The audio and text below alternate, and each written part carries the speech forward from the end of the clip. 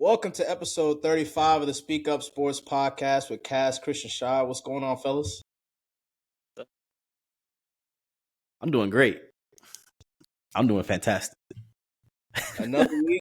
I said it's episode 35. I guess it's the KD episode, and it's kind of ironic because we'll be talking a lot about him today. We'll also be getting into the NFL draft. Obviously, we've been talking about it for months and months, weeks and weeks on top of weeks. We had a few surprises. Of course, we'll obviously get into that as well. And then finally, we had the elimination. We talked a little bit about KD, but we did have the elimination of the Lakers and LeBron James and Anthony Davis as well since we were last with y'all. So we will get into all of that. But to start, we gotta kick it off with the NFL draft, the biggest news of the weekend and the past week. Finally, all these young guys got to fulfill their dreams, as we talked about last week, and as expected with every NFL draft, you get some players that go where you expected. You get some players that go higher, some players that go lower than you expected. You get some surprises, some not some big surprises, some smaller surprises. We didn't get as many player trades or really any player trades like we thought that could possibly happen. But before we get into kind of the drafts that we liked and the drafts that we had some questions about, what was your biggest takeaway or the thing that you liked the most about the draft and draft weekend?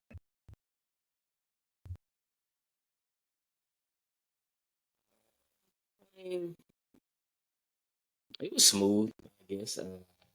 It was a lot of we talked about not being a lot of player trades, but I will say that the draft board did shake up a little bit. Some players that I'm pretty sure all of us originally thought would have went somewhere. The fact that the first 14 players were all offense, kind of crazy when you think about it. But it was a good draft. What about you, Cass? I really like the whole. I think Detroit did it big, and I like the coverage of this event. Pretty much all 3 days. A lot of people came out, especially the first 2 days as far as crowd wise. So they did it up. They did it up for the city. Of course, we didn't get all of what was going on at the event. I know between they do like little concerts and stuff on stage and all of that. We don't, depending on what which channel you watch the show on. You didn't see a lot of it, but I like the whole just the spectacle of it all. So that's one thing that's going to keep getting better. I know next year is in Green Bay at Lambeau. You know how those fans can get too. So that's what I like about the draft as a whole, without even getting to the players. And I'm glad that you brought that up because that was actually where I was going as well. I mean, the Detroit crowd was fantastic. It was large. It was packed. It would look like there was endless amount of people. As you mentioned, it was a great turnout. So much of a great turnout that they actually broke the attendance record for an NFL draft, and it was a significant breaking. It wasn't even close with having 775,000 people show up throughout the entire weekend. And I think that, to your point, damn near every guest that came up to announce a pick in the second, third, fourth, and in all those rounds, they all made a point to say something, especially the one, or at least the ones that were live and actually in Detroit. They all made a point to say something before they announced the pick about how great Detroit was and how great the turnout was. So yeah, absolutely.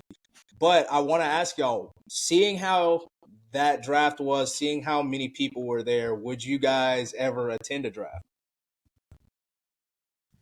I was thinking about it. I don't know. Would you go to all 3 days, just one day, day one, or day one and two, or just? See, that's the thing. I feel like day 3 would be the easier day to go to and like actually enjoy. Whereas day 1, you might actually get the concerts and the true spectacle of it. Obviously, you're not getting to see on day 3 and most likely on day 2. You're not getting to see the players go across and hug the commissioner and XYZ. But at the end of the day, there was 775,000 people there. So it's a lot.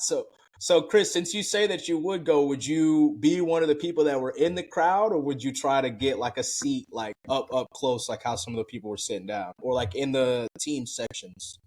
That's a good question. That's a good question.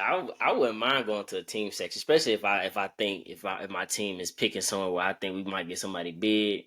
And I think like that's the big thing. Yeah. I like how I don't know if y'all seen it, but speaking of my team, Eagles, when Quinyon Mitchell got drafted, he jumped in the middle of the crowd with everybody. Yeah. He had a selfie stick in there. That thing was lit. That was lit to me. So Mm. I would do that. I definitely would do that. No, that's cool. If I would have went to our team section, I know our team section wasn't the wasn't the Got happiest. beat up. I would. Facts. No, I think that's an important point too, as far as like what your pick is, what you're expecting from the draft. That plays a big part in going into. I mean, because you can go to the team section, right? But I'm no, and we're all the same type. I'm trying to pay attention to all these picks. You know what I mean? It's like it can get a little rowdy and get kind of like, you can't focus as much. Yeah. But that's honestly kind of why, like, and we can honestly take this conversation because I do want to know y'all's opinions on it as well. That's why I don't go to I don't like to go to sports bars and stuff like that if my team's playing. Like, I might. Oh, that's facts. That's facts. And I won't even say just my team. Like, if it's a big game, like you'll never catch me at a sports bar for a Super Bowl. Just not happening. I really don't even like it. Like, I'll go to a Super Bowl party because it's my friends and stuff like that. But to be quite honest, I don't even like to go to Super Bowl parties like that at all because you got people talking, like people walking in front of the TV and shit. Like, get the fuck, shut up. Like, shut the and then sometimes, you have women or even men that aren't interested, like, really in sports like that. Like, man, when this game gonna be over? Like, shut your ass up. Like, shut your ass up. We just here for the halftime performance. Exactly. That's definitely facts because when the Eagles played in Super Bowl, it definitely was like that. I'm on the couch just staring at the TV. They like, I wonder what's gonna happen in the performance when the halftime. I'm like, bro, fuck that. Get back to the game, bro. No. But I'm the same. And then also on the flip side of that, I've been at a Super Bowl kind of party. Yeah. And where my team was in, and it was a bad feeling watching them see me go through all the emotions. So that I agree with you on that for sure.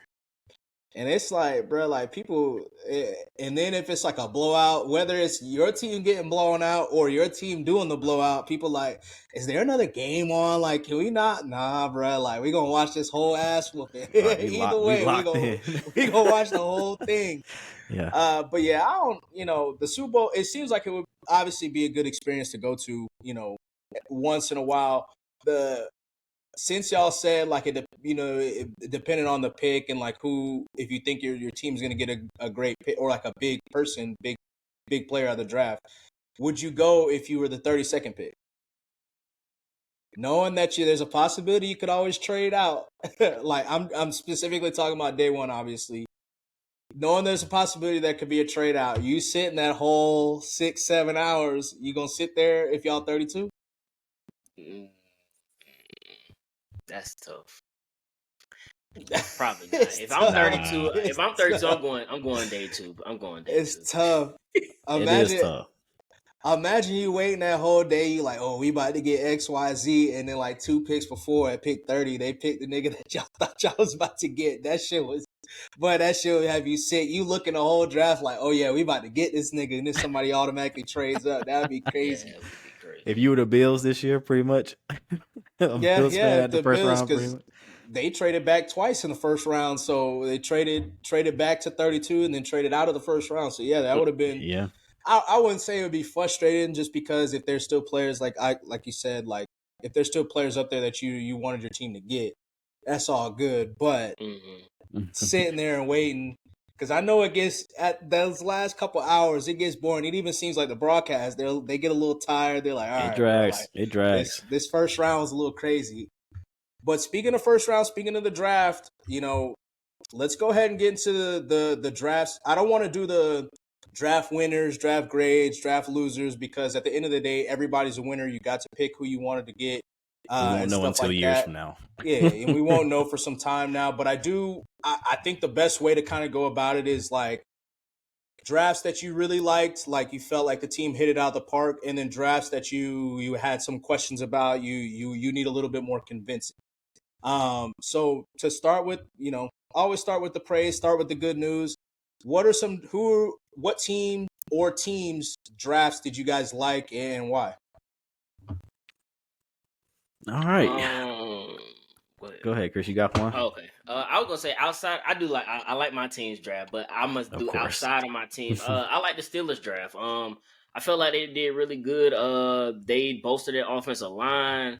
They got a good receiver in Roman Wilson. You know, paired with George Pickens. And I like the linebacker that they got. So I think I'm not gonna just say they just hit it out the park, but I think they addressed some good needs with some good players. I think they did really good on their draft. Because they got Peyton Wilson out of NC State is the linebacker that you're referring to. Yeah. So they got him to pair with Queen. I mean, they got. Yeah. I really, that was one of my choices, Chris. And I think Pickens and Roman Wilson I can play off each other really well because they're different styles a little bit. There's rumors swirling about maybe a DK Metcalf, a Cortland Sutton, Tyler Lockett joining the Steelers. So, of course, we're taping this now. So, of course, tomorrow morning is when the news is going to come out for sure. But we're going to plug that in right now. So go ahead, Cass. I'm gonna stick in that division. I'm gonna go Baltimore Ravens. I like the idea of doubling up on corner, which they did with Nate Wiggins and TJ Tampa. Mm-hmm. Especially when, he was projected to go a lot higher than, as late as he did in the fourth round as far as TJ Tampa. I like Adiza Isaac. I liked him coming to our squad. I thought he was one of the edge options we would look at. But of course he went to the Ravens. So, but we knew they were looking at adding on edge with Clowney going. We talked about that in their preview a couple of weeks ago. And I mean, overall, I think this made solid picks. They didn't. I can't remember. They did trade. Maybe they traded one, but they ended up getting Tez Walker, who's a burner. I thought that was a good pick. Yeah, I thought that was good, especially for where he went. So I mean, look, the Baltimore Ravens, which I'm not surprised. I mean, we can't be surprised at them having a good draft. So that was one of my ones where I was like, okay, yeah. And Baltimore was one of the teams that I had kind of mentioned, along with the Bengals and the Bills in terms of what they were going to do. Obviously, going in conjunction with they're the next up against the Chiefs and kind of been I guess you could say all three teams have kind of been runner-ups over the past couple years. So I did think that they had a good draft as well. But I actually had two teams that I thought really had good drafts, which was the Dolphins and the Giants. The Giants, I know a lot of people obviously have come out and been like, "Oh, they didn't quarterback." Yeah, they didn't get a quarterback. They're riding into the season again with Daniel Jones, and there's been speculation over the past couple of days about Drew Lock possibly being QB1. I am also going to count in Brian Burns to their draft class, but getting Malik Neighbors, I think they ended up, they did get Tyler Nubin in the second round. I think he was the first safety to come off the board. Brian Burns obviously was traded for a second round pick as well as some other picks, so I'm including him in that as well. Andrew Phillips, a cornerback, Theo Johnson, a tight end to replace Darren Waller, which we all think is possibly retiring as well. And then getting Tyrone Tracy Jr., the running back, I think he kind of reminds me of like a David Johnson. They were kind of drafted around the similar places in the draft. So I think to get a possible starting cornerback, you get a great pass rusher in Brian Burns, Tyler Nubin, like I said, a starting safety to replace Xavier McKinney. And on top of that, getting one of the four coveted weapons, including Brock Bowers, into that. Out of the draft, I thought they did a fantastic job. And then the Dolphins, to get Chop Robinson, to get Patrick Paul, who a lot of people thought was going to go in the first round, Jalen Wright, another speedster at running back to go along with Mostert and Devon Achane. Mo Kamara, I thought, dropped the edge rusher that we all kind of said that we liked, over the past few months. And then Malik Washington, got to plug him in. One of my friends one of my friends coached him actually in high school, so that was somebody that we were kind of looking forward to where they got placed throughout the entirety of the weekend, and then they ended up getting him in the fifth, sixth round. I think he has a potential to kind of be that Tyreek Hill replacement if Tyreek Hill does retire early, kind of like he's hinted, even though, we've heard that man's got like 30 kids, so maybe his retirement maybe he needs to stick around for a little bit. Maybe he need to collect some more checks there. But I think Malik Washington is going to be great. That timing offense, having the ability to get yards after the catch. I just thought with the limited amount of picks that the Dolphins had, they knocked it out of the park. Yeah, and I got one more for a limited amount of picks. And I do hate to say this because it is the Saints, but I do think the Saints did what they could. Made the best of their situation in this draft. They had a first and a second rounder, and then they didn't pick again to the fifth. They didn't stretch to try to move up, and they came out with two starters. They came out with Fuaga, who was going to plug and play automatically, and then Kool-Aid, who was most likely going to be their outside corner. And then they taking a gamble on Spencer Rattler. You waited, you didn't trade up, you waited for him to fall to you in the fifth. It was considered a fall, but we all know like the way these quarterbacks went in the top 12, like nobody else was really going to reach like that. So it made sense to just let it fall how it was. So I do like what the Saints did in this draft. So question for y'all, before we get into some of the drafts that we weren't as fond of. Spencer Rattler. So last week I talked about when we had all kind of talked about what we were looking for, what storyline we were looking forward to in the draft. And one of the storylines that I spoke about was AD Mitchell. Ironically, spoke about how he could possibly be dropping out of the first round, and he drops to my team. So that was great. And, going back and watching it, I was that's funny that I was even talking about it. But obviously, we saw Chris Ballard, the GM for the Colts, come out and emphatically talk about how he was against not only reporters putting it out that these young kids have character issues or any issues just at that, but also anonymous scouts coming out and not putting their name on it if they do have something to say about that. On the opposite side of the spectrum, and this is something that we haven't really experienced, but we're going to see it more, I feel like, as we move, we get further and further into like the social media and just media, what's the word media boom that we're having right now, where everybody has a camera, everybody has a show, everybody has a podcast. The Spencer Rattler thing from his high school experience, and when he was he was on the show QB1, and he didn't have the best showing as a person, as a leader. But like I said, this was in high school. How do you guys feel about that?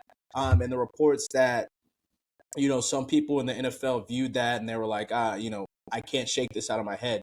Do you think that that's something that should hurt him, or just not just particularly him, but anybody else that could be in that predicament? Because we do have players that have come from, the Last Chance U and play in the league. You do. Yeah. There's other shows like QB1 and just other shows like that. So how do y'all feel about that? It puts into perspective how much of a business the NBA is. I mean, the NBA and the NFL is. Same thing. Yeah, same thing. These professional sports teams, they all have private investigators, lawyers who all tap into this information, this past information, no matter how old you are. I think at the time of that, he was 17, 18. So that was probably 5-6 years ago, which honestly is not that long ago. I mean, but it is a whole different life for him that he was living. It's tough when they bring it up on air, especially for him sitting there, because he was probably sitting there watching the broadcast too and watching this stuff, watching them say all this stuff about him, and it's just like, is he ever going to live this down? And that's the thing. It's like, well, how long do you have to put up with this before And was it a reason that he dropped? Maybe not, but we don't know that for sure. And if it was the reason, like, I don't necessarily agree with how they delivered it to the audience like that, because you do got people tuned into this that haven't kept up with his life, kept up with college, and they're saying this stuff. So you're creating that image for them. You know what I mean? And I think that's kind of a little bit unfair on his part, especially with it being something that he did in high school. But then, of course, we saw on X the video going around, the little clip, one of his worst clips. How he was going at, but at the same time, Chris, we know plenty of players in high school that acted just like that, and our quarterback at one time acted just like that. Yeah, probably even college. So it's just a thing kids do. I mean, it's just like, I don't know, to attack him now, especially after the stuff that he's been through with the benching, with the replacing, with the transferring schools, and And getting to this moment now, like you feel like he's overcome a lot, but then you just kind of keep bringing that past stuff. So it's tough for him, but it's something you gotta live with because the NFL is a business, and these guys are doing deep searches, and they pay these guys to put this stuff out too. You know what I mean? So it's tough. What do you think, Chris? I mean, yeah, it's a tough situation because my only thing about it is it happened in high school, and I feel like the repercussions of that video should affect him going into college. That should affect the college team saying, I want him on my team. I don't want him on my team, blah, blah, blah, blah, blah. I feel like if a team really wants him, they can do their own research outside of that to say, okay, what did you do in college? How did you act in college? How was your reputation then? And then you can, go on from there. But to pull that from high school, and then he had a whole career in between him going into NFL, and then you say, okay, that's like me saying, okay, let me jump back to your high school highlight tape. Oh yeah, you fucked up then, so let me X you out. Like, I get it because it is important for character purposes, but I feel like if you really care to know what was going on, you'll take a deeper dive into the aspect of him between high school and him going to NFL, like his college era. That's my take on at least that portion of it. And I feel like, once again, I do get it. You are trusting.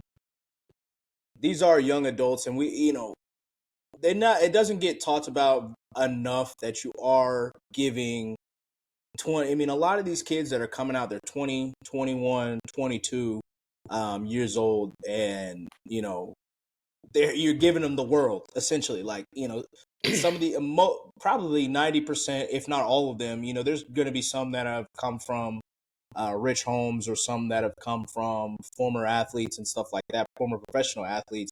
But majority of these folks, you're changing their entire lives, changing their entire worlds. So like, we're incredibly hard on people. Imagine being 19, 20, like the shit that we were doing, and I'm not saying we weren't doing nothing super crazy, but like, imagine like people always having a spotlight on you, always like any mistake that you make, anytime that you just went out to you had a few drinks and you ended up blacking out, you were talking crazy. People got it on video. Now it's everywhere. Or like, you just you made a dumb mistake and now it's everywhere. And like now you're a locker room cancer. Exactly. Now you're a locker room cancer, and people try to like it's like set in stone almost, because if he does have any type of mishap, any type of blow up, any type of showing of frustration, I feel like people are going to go back and be like, that's that same kid. That's that same kid that, was cussing. And I'm not going to lie, it is very bad. It's very bad. It was a bad look.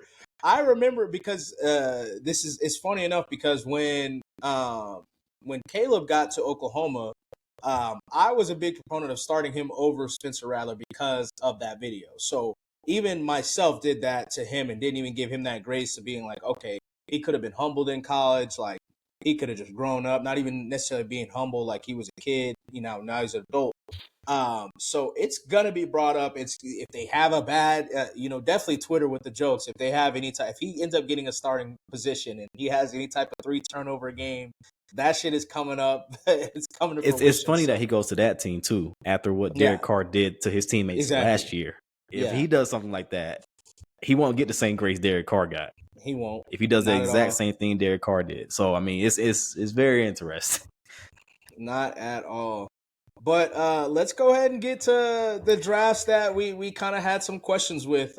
So for the most part, like looking through the entirety of the draft, like in the different draft classes, I didn't have too many that I was just like, I'm kind of off of that. I do have one, obviously, we'll get into that, but I want to hear what you guys have to say, and who are there any drafts that you kind of questioned or just felt like, all right, I had to really wait to see? I got a couple of them. I'm gonna start with I got a couple of them. Just like questions, like what's the plan here? I know we're gonna talk about the big one in a little bit, but I'm gonna go with the Raiders. That was mine. That was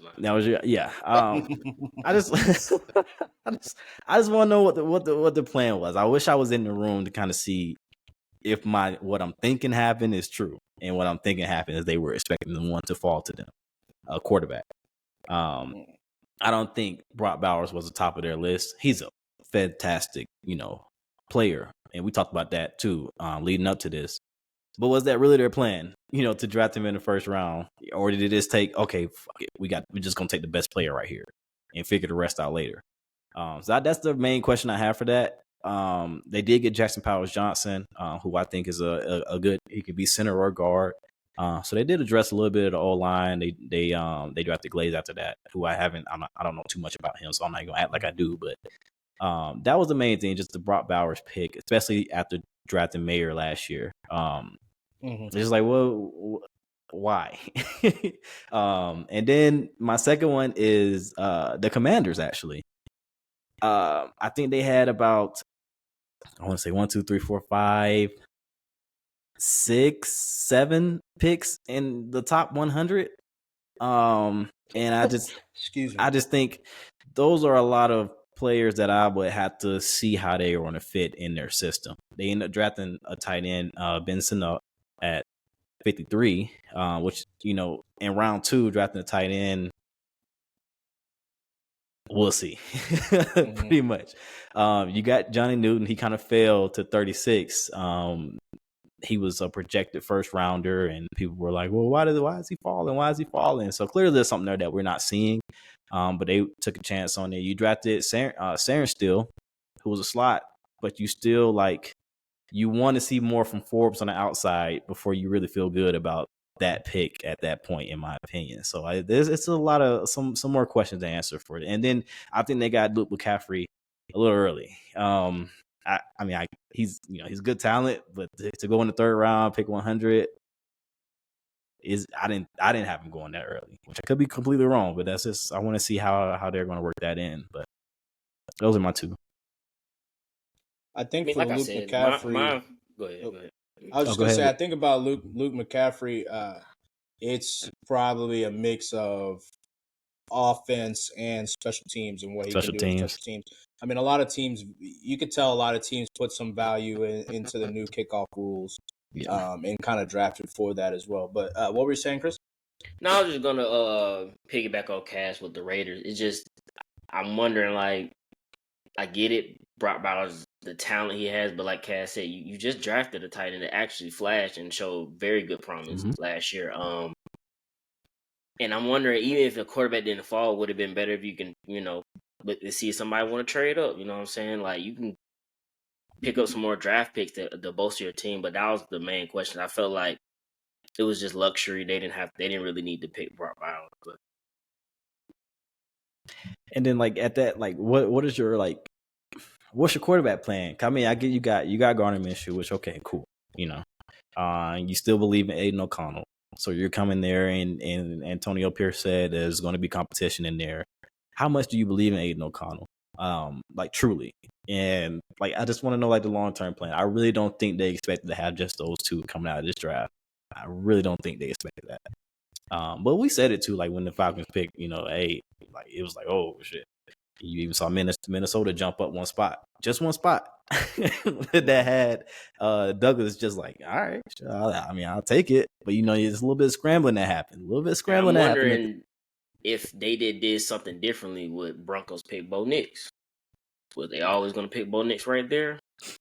I don't know. I do think that you guys know, I like Ben Albright a lot. Shout out Ben Albright. One of the local reporters for the Broncos, and obviously nationally as well. He reports on everything, but his focus is the Broncos. He's pretty much been on since December, January, that the Broncos were heavily interested in Bo Nix. So I'm not 100% sure if they were going to get him. Well, he did do a kind of a funny hint. He wrote this long paragraph a few hours before the draft, but the first letter of every sentence spelled out it's Bo. So I do think that they knew. I do think That that was gonna be the pick there. it was pretty much going to be him. I do think that a part of them wanted to trade back and maybe recoup a couple picks because they didn't have too many picks from the Russell Wilson trade and the Sean Payton trade. I do think that they wanted to maybe trade back, but they were going to take him in the first round regardless. Okay. He was probably going to be a Bronco. And so you guys kind of took a couple of the ones that I was thinking as well. The Raiders. So the Raiders was initially one of my ones, and then I was kind of like, for me, in my opinion, I did have that same question, but they have pretty much been in Aiden O'Connell's corner for a while, including back to last season. He obviously got the vote of confidence from Devontae Adams. Devontae Adams saying, well, I don't know if he actually said it publicly, but it was reported that he thought that Aiden O'Connell was the best quarterback in the room, which includes Jimmy Garoppolo. You know, some people have mixed feelings about Jimmy Garoppolo, but he is a quarterback that took his team to the Super Bowl at the end of the day, took his team to a second NFC championship as well. Excuse me. So that gave them a little bit of vote of confidence. They also, I mean, bringing in Gardner, it's not like he signed some huge contract. It's not like, you know, so that was one of the reasons I was kind of like, you know, if they were very, very interested in getting a quarterback, would they, number one, why didn't we see them trade down after the quarterback wasn't there? And then number two, why did they not at least address it with something at some point? So that was kind of where I was like, okay, maybe they really did want Brock Bowers or whoever was best available. Same thing with the Commanders were second for me because obviously I told you I wasn't the biggest fan of Jaden Daniels. Yeah. So off rip, that just that's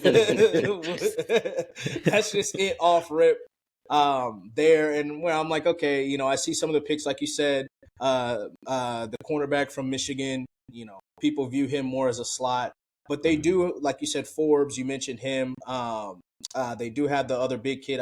His name is escaping me right now. Outside cornerback that they like as well. At least the previous regime like as well. So we'll see what.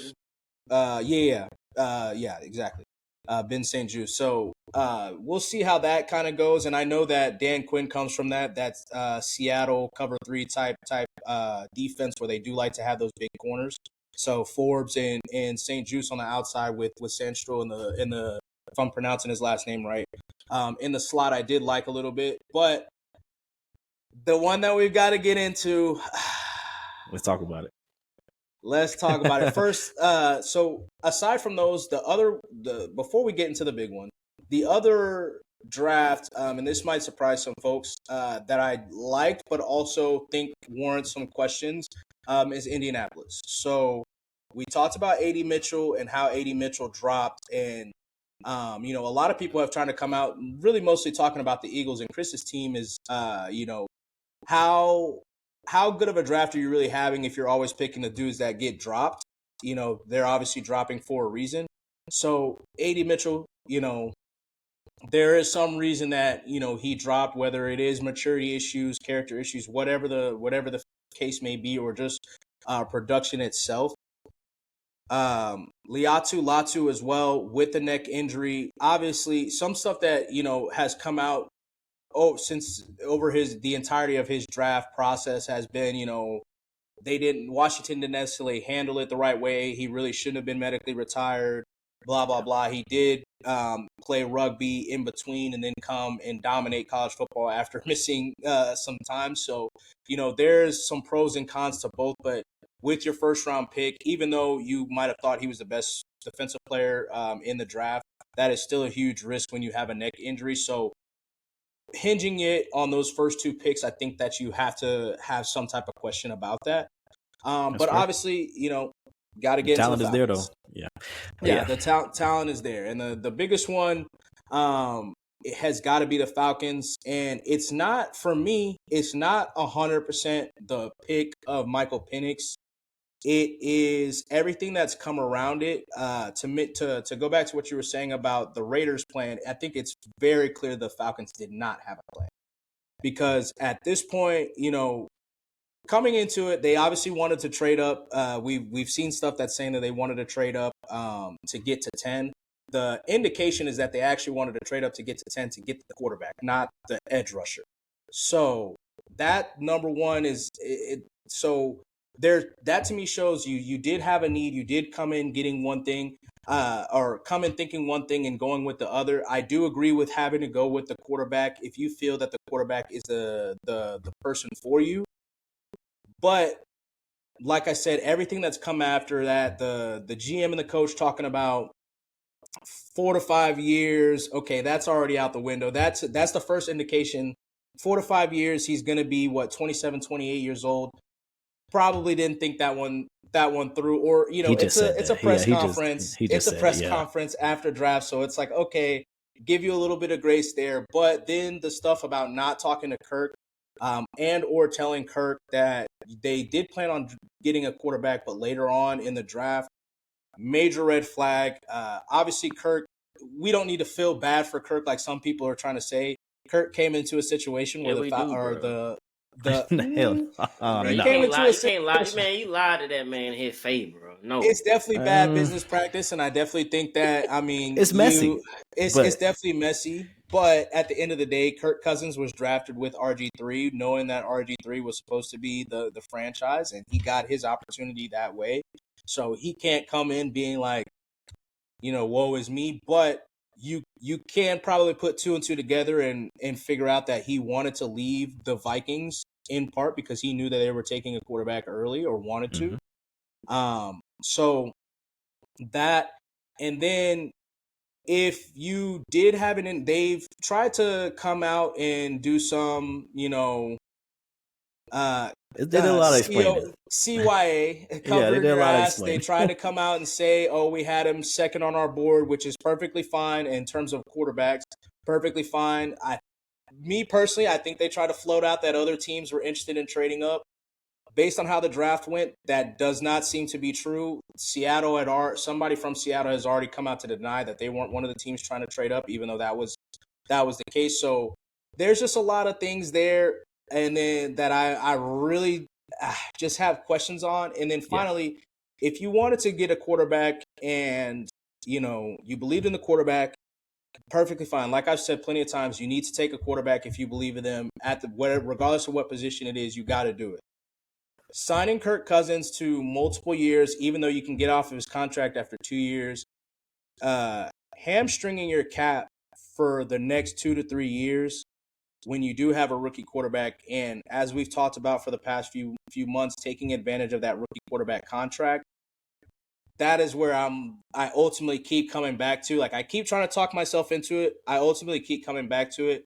There was no plan there. And then that's where I'm like, okay, you're really hitching your wagon here to possibly being out of that place in about 2 years if things don't go well damn near immediately. They're putting a lot of pressure on themselves for immediate returns from both Kirk and, in my opinion, Michael Penix, because by the end of the season, if you don't know if Michael Penix is the guy, or by the end of year 2, because he's not on the same timeline as a Jordan Love or even like a JJ McCarthy, which I would have preferred them to have taken because of him being so young. Yeah. All right, here we go. Shout out to Kaz, man. He called it. Shout out to fighting the good fight. Look, I fought the good fight all off season, and I thought I was out when we took Kirk, but damn it, they brought me back in. All right, so my thing is, from the Super Bowl week when Arthur Blank went on his little media tour, he kept saying, this was after they fired Arthur Smith. He kept talking about the quarterback position, how it was deficient last year. He even brought up himself, like, first off, getting that position right for now and sustained success. He also mentioned the Green Bay model. Everybody been talking about that, right? It's a lot different from the Green Bay model. The only thing that you can compare is that it's an older quarterback and a younger quarterback than an older quarterback at the same time that you drafted in the first round. But it's a lot different from that. It's interesting because, like, of course, that first night they leaked not leaked it, but they put out the video and it looked like Terry was trying to explain to Arthur Blank what was going on in there. Anybody who believes that's fooling themselves. Like this is they 100% off the point knew this Hold was on, happening. hold on. Let's stay there for a second. Okay. And repeat what you said. If anybody believes this, Like you don't know. you're an idiot. You're an idiot. Yeah. So Yes. So please, people were let's running with dead that too, this. and actually like using that as an argument. I'm And like, come on. they're talking about this on ESPN. Like, ESPN saying please, that. guys, let's Like, use common sense for a quick second. For some, like, So they acting like a please, general come manager on. don't talk to the owner at all. They don't Like never that talk. just They like he they just don't sprung just that never on him. talk. Like he just sprung that on just now and wanted to explain. Come on, we got to like, do stop it. better. We got to do better. But moving on from that, the Green Bay, a pushback from the Green Bay model is that the Green Bay Packers won 13 games the season before they drafted Jordan Love. And I actually saw a little point. This is what I was kind of thinking about too, but I saw this was highlighted a little bit early on PFF. Like, if you think about it, if you compare the two, it would make sense more so in Green Bay's case to draft a weapon at their option because they were really closer. And I'm saying that really closer to competing and winning the Super Bowl, which they haven't done since they haven't done after that pick. So you never know if they would have drafted. That was Michael Pittman's draft. You never know. T. Higgins went after that too. You could have traded up and got Justin. That probably would never happen. But I'm saying, like, hindsight, of course, 2020. But they could have got another weapon instead of going quarterback. And they would have been close to a Super Bowl than we are right now. That's the thing. You're fooling yourself because anybody that we would have took at 8, it would have been like, oh, okay, well, the Falcons are good. They can win their division. They're not really contenders. So people pushing back on that now and saying they should have went defense at 8. They're not serious about contending. No. They were never. I mean, it didn't. In my opinion, this team was not an edge rusher at 8, defensive back at 8 away from being a contender. They knew that themselves. So when you see, a quarterback there that you really liked, you're not going to be like, oh, okay, we need to take this edge for Kirk to make sure it's the best. No, you thinking about the future a little bit. I see what you're saying about not having a plan. I think they had multiple plans and try to merge them together. That's my take on it. So it just looks a little crazy. Well, if we're sticking on that, it's like the saying, if you've got multiple quarterbacks, you have no quarterback. So if you got multiple in a sense, and I saw the analogy. It was like, okay, you married Kirk, and you immediately went out and started looking for somebody younger, and you know what I mean. So you just got to stick with who you married. But at the same time, too, with that, Chris, I said this from when we signed Kirk. We all know who Kirk is. Everybody knows who Kirk is. Kirk is not like Kirk is Kirk. He's a good quarterback, but he's not that guy. He's never been that guy never been that elite guy. And when you know that you don't have that elite guy, you're going to keep looking for that elite guy. And I can't fault them for that at all. So, I mean, and another point, Chris, and we know this, we talked about this a lot. A new head coach, they want their guy. Andy Reid wanted this guy. They went and got his guy. Matt LaFleur wanted his guy. And clearly, they went and got this guy for him to develop. You got Raheem coming in. Of course, with Zach, one of his things was, one of the things they said that they want to get this position right. Of course, Kirk is there. You did what you had to do to get him. That's why you gave him that contract that you did. It could look crazy in a year. But you wanted your guy. You go get your guy right now. I mean, yeah, no, for sure. I mean, y'all could have. I feel like y'all could have did something like Indy. Indy drafted a quarterback, but they had Gardner Minshew. Y'all could have went and got that instead of giving a contract to I get what him. you're saying. Yeah, I get what you're saying about that. But and my thing is, y'all defeat the purpose of like having a first round quarterback. You get you got that rookie contract. You get to build around, and if you think he that guy, you can bring in the piece that you need because of the contract. But now that you got Kirk Cousins, then you got him. It's just creating a bad environment, in my opinion. If you thought that, like we said, a head coach coming in want to marry to a quarterback that they want, then you should have got a quarterback that you knew you. If somebody saw you pick up Gardner Minshew, they not in your mind thinking, oh yeah, he gonna take care of the franchise. You pick up a Kirk Cousins, even though we know what he is. There's also the flip side of that though too, Chris, where you get a Gardner Minshew, and the assistant GM came out and said this, which I actually do believe. Kyle Smith, if you get a Gardner Minshew, you get a 1-year bridge quarterback, or you get no quarterback at all, and you're sitting there at 8. These teams below you are going to be like, okay, they're taking a quarterback at 8. We're going to try to jump them. the reason they were able to pick their guy that they wanted is because nobody thought that they were going to get a quarterback. So it let them, like, of course, the first 7 went Not gonna lie, I don't like that at all. the first 7 went how it was expected. I mean, of course, we thought JJ would probably go before then. But you don't think, like, if you're sitting there 8 and everybody knows that, okay, that's the benchmark, because they brought up this point too in the article about how Terry Fontenot was part of that Sean Payton room that got jumped to get Pat Mahomes. When you lived that shit before, you're not letting anybody know your intentions going into it. So I understand that part of it. I get who they would have jumped in front of is my thing, because I don't think only person in front of y'all that might have traded that though, because Tennessee. I don't think anybody else would have tried.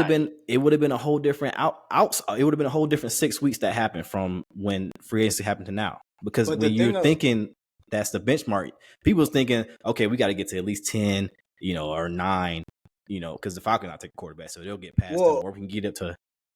Go ahead. The only thing, the thing about it is, number one, there was already rumors out that the Falcons were trying to trade up to get a Drake May, or just trying to trade up in general. Those rumors were happening. We all know that wasn't for, I'm not gonna lie to y'all, it wasn't for a receiver. It wasn't for any other position. Correct. Yeah. Quarterback. And I think that's a part of it too. They tried to trade up. They saw that they couldn't. The thing, so if they see that they couldn't, and if they knew that they at the couldn't, combine, they had no, but what? So here's what I say about that, and I think that this might not be the best example of it, because given the results of the two teams, but the one thing that you don't do when you go into a draft, or you shouldn't be worrying. You worry about yourself first. You don't worry about what everybody else is doing. So it doesn't matter if you signed a Gardner Minshew or whomever, because at the end of the day, you have to do whatever you do in your power. Those teams behind you, at the end of the day, if you want a quarterback, there is nothing those teams behind you can do to get in front of you, because you automatically start off here because you're in front of them. The value of your pick is already higher than where there is. So for me, that is a little crazy. But look at what Buffalo did with trading back with Kansas City. Obviously, so many people came out the next day and were making jokes like, oh, you traded with Kansas City, they're your biggest rival, blah, blah, blah. You always worry about your team first before you worry about what everybody else do, because if you get what you want, like whatever everybody else does doesn't matter.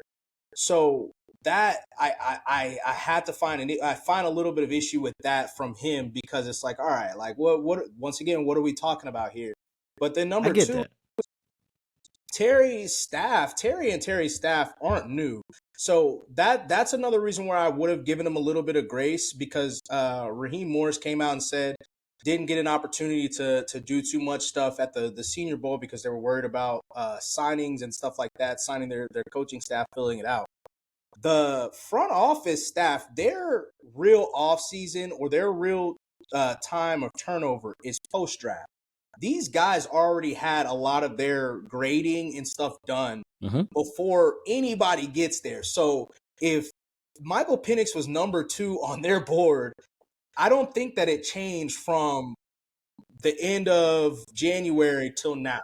I think that that's had to have been something that was in their mind for a long time. So that's where I'm like, okay, why did you sign up for Kirk Cousins? Like, I get it, wanted to have somebody that's good enough and not just wanting to fill the position, to fill the position, like with a Marcus Mariota.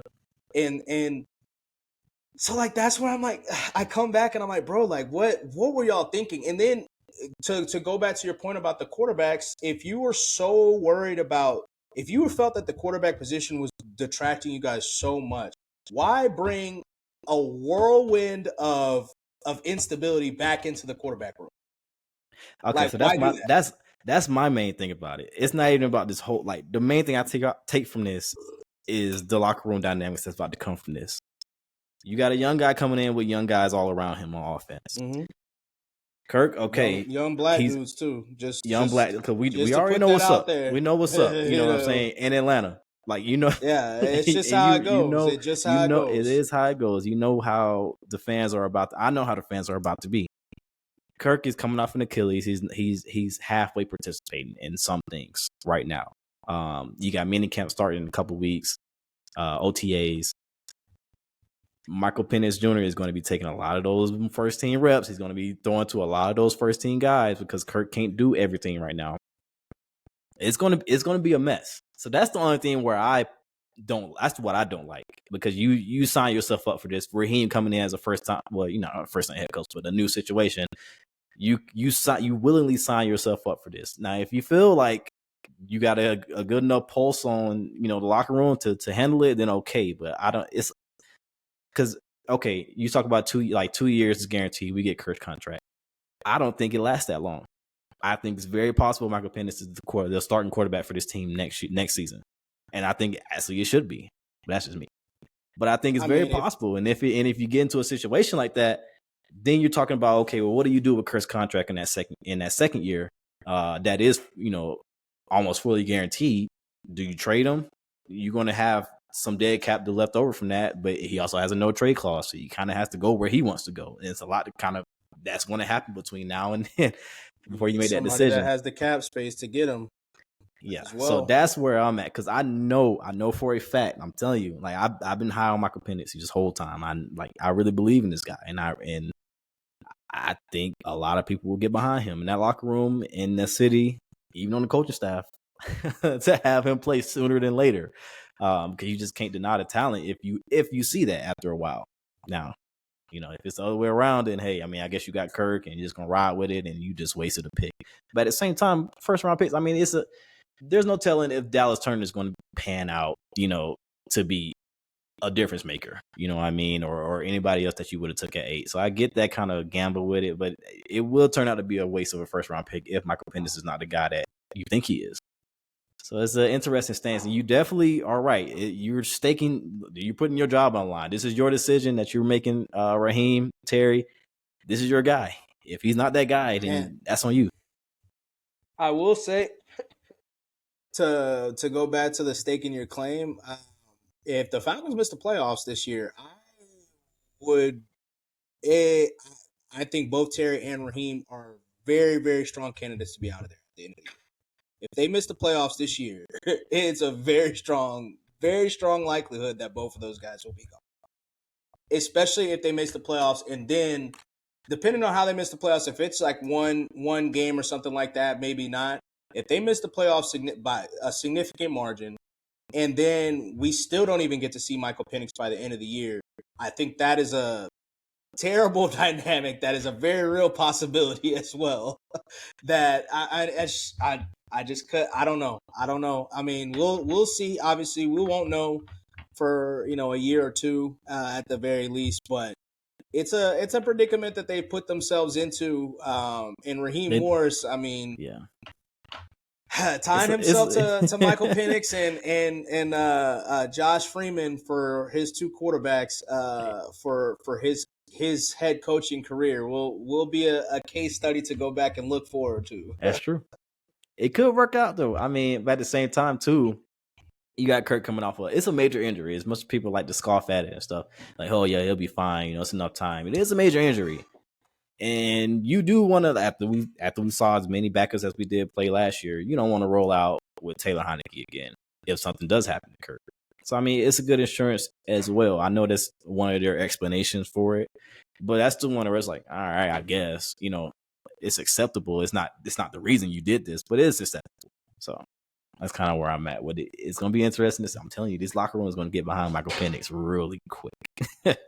Very, very quick. Maybe, and we shall see. I don't know. I could see it because I feel like if Michael Penix is successful, his career is going to be similar to Geno Smith or even a Russell Wilson. Probably not in terms of the Super Bowls, because the reality of it is the Falcons may have just missed on their opportunity to have a Legion of the Boom type defense, but they win in the similar ways. Big arm, he doesn't obviously this is where I'm kind of, I give pushback, or not necessarily pushback, but where obviously the Michigan game, we talked about it when we were during the college football season. We all thought that Michael Penix was making that jump And then I cooled off on him after the Michigan game. Cass obviously continued to take the jump with him. But the thing about, I think they win in the same ways where they struggle over the middle in terms of Russ and Geno Smith and Michael Penix. But they're great. He obviously throws a great deep ball. We saw that throughout the entirety of this past season, the entirety of college football playoff, the entirety of his career. But where he lags, even though he ran fast, he is not a mobile quarterback by any means. No. And he's not. That's not the one you want throwing on the run. Like, he's not that type of quarterback. That's where I fear that he might end up in the Russ Denver mode more than Russ Seattle mode. And Russ Denver mode is not a top 10 quarterback. And even then, Russ in Seattle was drafted in the third round. So that's I'm gonna just leave it. And Geno was drafted in the second. So I'm gonna just leave it at that. I hear you on that. And to that point, and we kind of leave. I'll let you go after this, Chris. I think a lot of this stuff that we're hearing from the media, and even it was confirmed today by Mina Kimes, because Mina Kimes has been one of the main ones who, shout out to Mina. She's been one of the main ones that's saying this move is illogical. That she don't see any kind of way you can explain this. Like, there's nothing about this that makes sense. But she came out and actually said, like, part of it too is because she just doesn't think Michael Penix is a good quarterback. And that's okay. If you don't think he's a top 10 level quarterback, that's your opinion. That's cool. But obviously they do. You know what I mean? A lot of people weren't expecting him to go before JJ. I know that pitched Rich Eisen off because he's been also beating one of the drums about how this is a crazy pick. I think a lot of it is emotional. A lot of it is about it's being so out of your mind, that they will choose a quarterback and they will pick this quarterback over this quarterback this high. So I think a lot of that's been a little overblown because they did end up in the rest of the draft. The Falcons did end up addressing defensive line, in their own way. Of course, we'll see how it shakes out, but they chose the guys that they wanted on defense, and it could work out. You never know. It might not, but it could. So if they end up addressing pass rush anyway, then it's really like, okay, now you just don't like Michael Penix. And, that's okay, but you can't kill them for thinking that they do. So yeah. And then good thing they're both they got both captains from Washington. Treason and Penix, and then they got their head coach down the street at the University of Alabama. So if they do need any assistance on how to work with them, they got them down the street. But what do you have? What else do you have to add to the quarterback gate with the Falcons, Chris?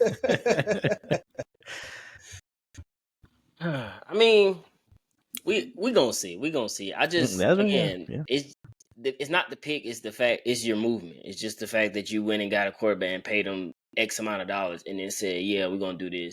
And I don't know how y'all take it on him not coming to their top 30 visit. I don't know if y'all thought that meant anything. I think that is kind of weird, but I guess if they really thought. I don't know.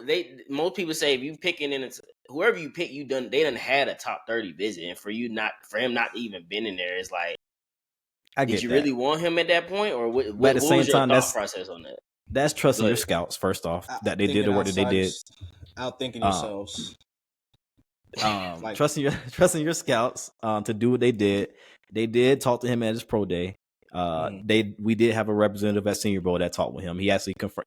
Michael Penix at the Senior Bowl confirmed that he talked to the Falcons there. Somebody from the Falcons there. So they've been talking to him, and then of course when they went out to Seattle, of course it was only, they said it was only 45 minutes, but everybody was there, and it wasn't just throwing, like they were talking to him as well and going through stuff. So the top 30 visit, that doesn't really move me as much, but okay. It's definitely, it's going to be interesting and to see how they follow up with that and stuff like that as well. But as far as the Rich Eisen, he got to go blue. Always. Which is also, them winning the championship and then having the draft in the University of Michigan winning the championship and having the draft in Detroit as well. That was just the kids getting to come and bring the national championship trophy out and get to showcase it in front of everybody. That was all cool as well. So just all around, excellent weekend. One more thing that I want to add, not about, well, I guess it is about the Falcons technically, but to add to what I was talking about the Colts and their picks, the Falcons passing on Liatu Latu, having a history with him, their defensive coordinator having a history with him. Even though once again it was for a quarterback, there is a little, you do have to sit there and wonder, like, if the guy, that recruited you, the guy that, loves you, he still decided to pass on you. There's a little bit of questions there. I think Indy should have as well, but we'll see. My boy already got his Colts tattoo, so that tattoo we're looks locked hideous. in. we're locked in. Yeah, that shit was nasty. But switching over to the NBA, we talked a lot about the NFL draft, some of the stuff that came out of that. But with the NBA, we still gotta combating the NFL throughout, their big offseason, big offseason spectacle in the draft. We still got a bunch of storylines that came out of it from the playoffs, more so than we've really gotten throughout the entirety of the regular season. We did see the Timberwolves eliminate the Phoenix Suns since you guys last joined us, and kind of I would say this was probably the completion of the Anthony Edwards breakout. It's been kind of brewing, and obviously we all kind of felt that he's broken out to this point. But him getting his first official playoff series win, I would say is kind of like and then having it done against his idol, and Kevin Durant, I would say is kind of the completion of, like, you're officially a quote unquote superstar in this league. We did see after my dumbass comes out here and says the Lakers are going to win 4 straight, even though it looked like that was a strong possibility. They ended up losing and getting eliminated by another buzzer beater, another game winner from Jamal Murray. So I do want to talk about Jamal a little bit here. Honestly, let's start there. In terms of his career and his stature, we talked so much about championships and legacies and yada, yada, yada. We don't talk about Jamal Murray as one of the best point guards in the league, top 5, top 4. I mean, that's just never really a question for him. He obviously has not made an All-Star game. Probably may never make a All-Star game. Really, may never make an All-NBA team. Do you guys think that, number one, we should, even though he doesn't put up the same stats, we should start recognizing him as one of the top point guards in the league, or the top point guard in the league? I mean, that you really could honestly put that up there like that. And do you think, Chris Broussard came out and said that he'll be a Hall of Famer if they do win a championship? Do you guys agree with that? I don't know about that. I think his biggest issue is he be injured. I mean, in the Stat West, with all the guards that's there, you can't be injured. You just can't. You can't. That's one of the reasons why he don't make All-Star. Like, you just can't be injured. And then the fact that you're playing with a generational player in Jokic, like, that shit's gonna forever overshadow what you do. He's always gonna be tied to Jokic at this point. So I don't know. That's a tough situation for him. That's all I can say. That shit tough. Because interesting. He's probably the best. He probably, when healthy, is probably top 2 in the West as far as point guards. But he be hurt. You got Jokic. Yeah. And it's interesting because he's only 27. You know what I mean? Like, he's really young. Like, I mean, this is him entering his prime. This is his prime, yeah. Yeah. So it's interesting to kind of have the outlook that he has right now, because, like, we've seen multiple postseasons where he's come out and looked like a completely different player. It's like a different level that he locks into, and some players have that. Some players do flip that switch. This is a perfect example of that. Like, he has good moments during the regular seasons for sure. Like you said, Chris, a lot of times he's injured. He doesn't get the recognition that he warrants, because it's always Steph, above him, or it's always used to be Dame. Before he went to the East. Yeah. So it's Gilgeous, John Morant. You're looking up at these guys. Yeah. Over there. So it's all. I mean, this is the same. I mean, a lot of point guards went through this back when it was, Steph and Dame. Dame went. Yeah, Dame. So it's like Dame was the one going through this, because, like, Russ would get in, James would get in, Chris Paul will get in. Chris Paul, and Dame will be on the outside looking in. So I mean, we're seeing that pretty much, repeat itself. The difference is Jamal Murray uses this spotlight of the playoffs, which Dame didn't do at that time, or didn't reach. No, not like this. We know Dame because of the as playoffs. far as winning a finals. No. Yeah, Dame hit some big shots in the playoffs, yes, but I'm saying as far as winning in the playoffs, winning in the postseason, progressing, we have not seen this. Like, we haven't seen what Jamal is doing from Dame. We haven't. So I mean, no, I don't think, to answer your question about Hall of Famer, I don't think he's a Hall of Famer, but it's not over with yet. If these next 3 seasons he can make all NBA or I get he's tied to Jokic, and that'll be tough, especially in the West still, because the young guards are coming up in Ant and SGA that are younger than him. It'll be tough, but at the same time, at that point, if you're him, you're going to get paid. You know what I mean? When your contract's up in a couple years, you're going to get a max contract. So at the point, it's like, well, I mean, you don't get the super max because you don't get the super max, but all NBA teams, any all stars, which I think is for that trade. Then, which I think is, but I don't think a trade would help. No, go to the East. Yeah, maybe. So I mean, I find that interesting because Dame did go through the exact same issues, and if what you're saying is true, we've never seen that from Dame. Dame was named a top 75 player and is a bona fide Hall of Famer. He is. So why? But that's because he led his team. Why shouldn't we? Okay, because you're saying because he led his team, but yeah. Is that more important than me putting together an multiple all-time great playoff runs performances? Because this is outside of Jokic, outside of whatever Jokic is doing. Jamal, it's not like just the same way like people try to separate Kyrie from LeBron when they were going through their runs, even though it was only technically one real run. They always try to separate the two. Separating Jamal from Jokic. I mean, Jamal just hit. What is this? Only the second other player to hit 2 game winners, 2 game winning buzzer beaters in a playoff series. Obviously, he averaged like 30 points. 30 and 10 in the conference finals last year. Shit was like 26 and 10, or maybe even more points in the finals. Yeah. Should we put more weight in those 16 games versus the 82 that you? I mean, this is the Jimmy Butler conversation. Should we? It really is. Yeah. Do we? I mean, and do we? Here, this is an interesting question because now it just came to my head. Do we put Jamal Murray over Jimmy Butler? Like when we talk about these playoff Jimmys and all this nonsense. Well, I'm not saying it's necessarily nonsense, but should we start considering the playoff Jamal over the playoff Jimmy? Because he's got more 50-point games. He's got a championship. He beat Jimmy, outplayed Jimmy. he did outplay Jimmy. But what if Jimmy had a Jokic? I mean, what if Jimmy had a Derrick Rose?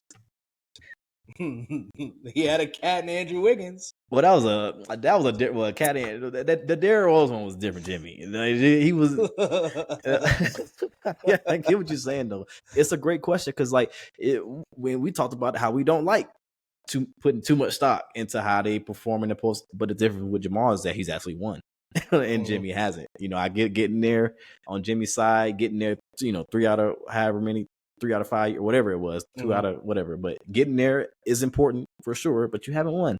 And to be that guy and you're on this run, those big shots need to happen in the finals too. And you can't just get to the finals and get blown out by somebody in the West, which we know have been, a little superior over the years. So I mean, I think that's the main difference there, that he won and that he did it in the West. Yeah, I mean that's basically what it is because he won. Because I mean. The winning erases your poorest regular season. I mean, Jimmy Butler. I mean, yeah, he went to the finals, but he's not winning the finals. They're not like competitive finals. They're boring. They're trash. So it's like you can't come in and say, "Oh yeah, I dominated the East, get to the finals, get blown out." But hey, I'm playoff Jimmy, and I don't do nothing in the regular season. Whereas Murray went and won a championship, and as of right now, he's his team is dominating again, looking like they could possibly get back to the championship. So It's a great I mean, question. I take Murray over Jimmy though. Playoff Murray, but we're gonna start calling him Playoff Murray. Playoff Murray, playoff Jay. But I just think it's unfortunate for Murray. He's playing with Jokic, and we cannot separate the two. You can talk about all the game winners, but at the end of the day, it's gonna be like you got this 7-foot person who's doing it all. And things could change, but like looking at it, like just from reading, about him, watching his interviews, he's very comfortable where he's at. You know what I mean? I don't really see that pretty much being the issue where he was here. He's actively looking to leave just to get more accomplishments in the regular season. I think he's good at. I mean, we don't know yet. We don't know, but how it appears is that he's fine with his setup right now, and I think he should be. So, like they're a good duo, one of the best in the league, or the best in the league actually, in the playoffs especially. He might be. So, keeping along the theme of the playoffs, like I said, we did see eliminate Kevin Durant and the Timberwolves. Let me get back to that. The Timberwolves eliminate the Phoenix Suns, and the Nuggets eliminate the Lakers. The topic of conversation has obviously been no Kevin Durant, no LeBron, no Steph Curry. Your three heavy hitters in the NBA, all out of the playoffs now.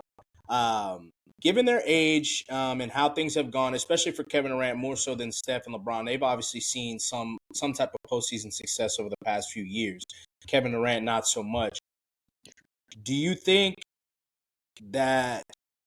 What do you guys think the outlook for those three guys should be? Should they look to move to another team? Should they look to stick it out and see what they can do? What are you guys' feelings on those three players? Well, I don't know. KD need to go to another team where they need to get a point guard or something. That team is terrible. So I don't know what he gonna do. I mean, if they feel like they can still play, I mean, why not play? I mean, I love to watch their game. I'm pretty sure everybody else love to watch their game. But I mean, I feel like the league is in good hands though. I feel like even if they, decide to, hang it up within the next year or two, I don't think it'd be like, I don't think it would destroy the league in a sense. Like these young players, I mean, they out here dominating. They not fearing nobody. They out here playing their game, and I love it. So, I mean, for me, it's whatever they feel like still playing. I mean, I love to see them play still, but I don't think it'd be an issue if they, hang it up. I think it's more about just media perception, right? And we feel. I mean, I know I did for sure, but based on our standings and everything, we all fell victim to it. Just giving these guys at the end of the day the benefit of the doubt. It's like you can't count them out. You can't count. Like the Lakers been okay. They've been 10 seed, but you can't count them out. You know what I mean? And it's still Steph. It's still KD. And I think this season, how this has went, showed the most out of any that it's time to move on from that. I don't mean to cut you off, but especially with the Lakers, seeing how our biggest concern was, health, and they were pretty much healthy. They were those two were really healthy this year. It just is what it's just other teams are better. I thought Hot Pockets was going to take the next step as a head coach, but judging by Pockets warm, boy. Yeah, Pockets is warm. Judging by everything that's come out, I do not think that he had taken that next step, and I just I'll let you go after I say this, but I don't want to say that. I'm not trying to say that as if Darvin Ham is a bad coach, because I don't think he's just terrible. But there's a distinct difference between unfortunately to whom much is given, much is required. What's that? Isn't that the phrase? Something along those fucking lines. But he was given the Lakers, he was given AD, he was given LeBron as his first ever head coaching, stop, his first ever head coaching venue. He was given a championship contender, ready-made, ready to go. And he was given Russell Westbrook as well. So, I mean, regardless of how you feel about Russ, he's still a Hall of Fame player. You could try to figure it out. I mean, Darvin Ham accepted the job. You were given 3 Hall of Fame players and a championship contender. And for the past 2 years, you've been a play-in team. Obviously, coming off last year where you went to the conference finals, we expected better. What happened throughout the year and what happened, I mean, as we watched, we saw the Lakers were, I mean, you could say whatever you want.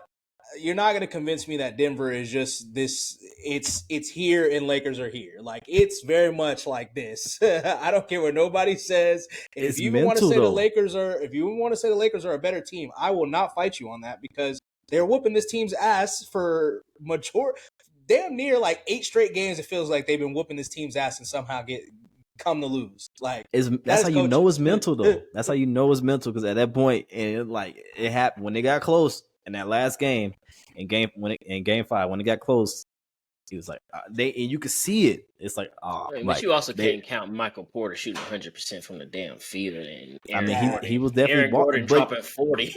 But you kind of can in a way, you know what I mean? Like this is their team. This is what they do. So you kind of expect it a little bit. I actually don't think as far as the mentality thing, I actually don't think. Excuse me.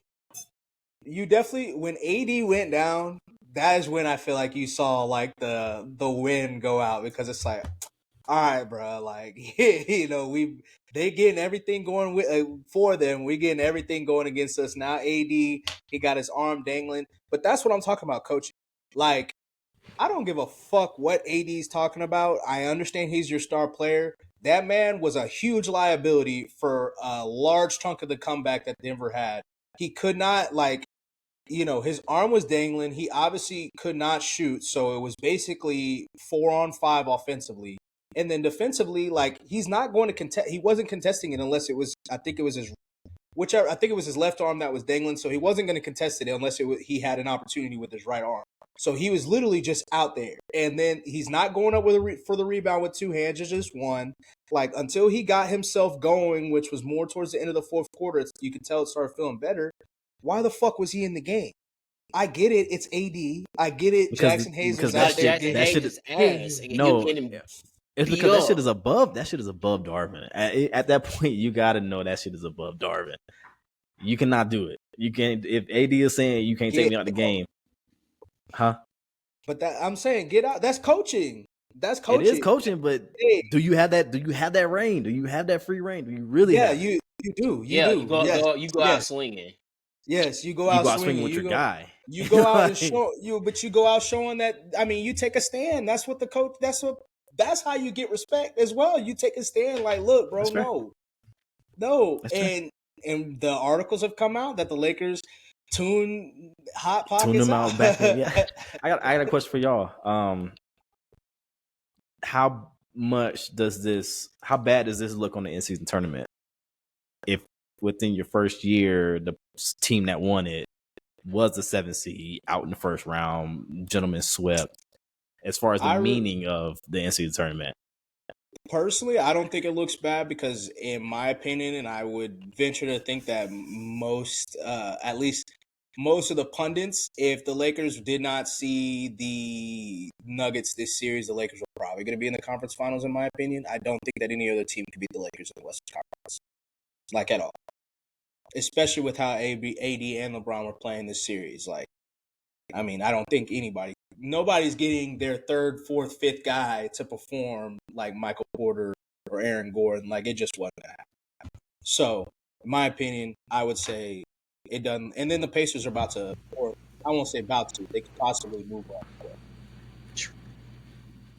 I mean, I just feel like I don't know because it was at the beginning of the season, so it's a long 82-game season. Shit changes throughout the whole season. So where the area where they had the tournament, I mean, anybody could have did it. So I mean, I don't know if that's a bad look on the NBA as far as that goes, but I mean, they just ran into Denver. Like Shai said, they obviously had a better opportunity playing somebody else in Denver first round. Tough. Even with Jamal kind of hurt, that team is. Jamal was hurt, and somehow he was still giving you buckets at the end of the game. And then it was the Michael Porter. The Michael Porter Jr. was the difference, obviously. And then Coach Ham, like the random lulls where you're having Spencer Dinwiddie, Gabe Vincent. Torian Prince and Torian Prince, D'Angelo Russell on the court at the same. No disrespect to them as players, but like that's just not like that's not the lineup that you want to roll out and then keep out while Denver's clawing back from a 20. The crowd's going crazy. They done hit about 6 motherfucking threes in a row, and you still like no, bro. Like, come on, bro. Like, come on, bro. Like, you gotta do something better than that. And that's also why I don't think they've fired him yet. I think they're waiting to see what happens with the Clippers and Ty Lue. And I think that's the target. And then if they can't get him, I think that's what Braun waiting on too. Yeah, it probably is for sure. They're waiting on to see what happens with this Clippers team because if the Clippers team lose, Ty Lue, they ain't got to fire him. He gone. He leaving himself. So because it's only so much you can really put up with. If you're Ty Lue, if you're this coach and not talking too much about the Clippers because it is 2-2. We got Game 5 tonight, so we'll see. That'll be the topic of our next pod for sure. But if you're Ty Lue, like you keep getting in this position with this guy that you really can, with your best player that you just can't trust. How long do you put up with that? It's like it's gotten to the point now where Lawrence Frank is coming out with the news. They don't even send Ty Lue doesn't give the updates about Kawhi no more. It comes straight from the GM.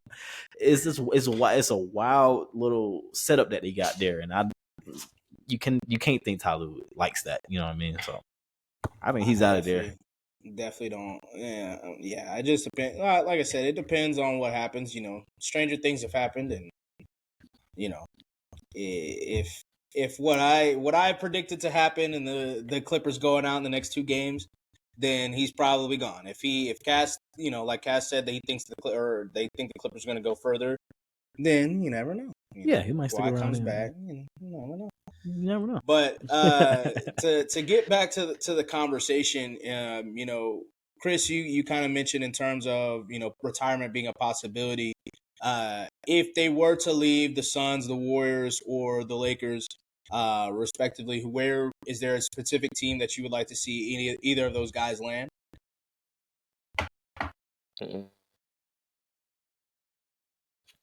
It's funny because there's been so much speculation that everybody trying to guess where they think Braun go. I done heard Philly, I done heard New York. Now you talk about Team USA, or they all gonna link up and try to conspire some shit. That's tough. I wouldn't mind him going back to where he came from. He can go back and end it in Cleveland. That'd be a great story for him. As far as Braun go, everybody else, Steph not going nowhere. When he's done as a Warrior. He's not playing nowhere else. KD, he got to go. Go where? They're not gonna. I don't know. That's the tough part because he cannot do nothing with the Suns. That team is bad. That's a terrible team. That makeup. I don't know what they thought about that, but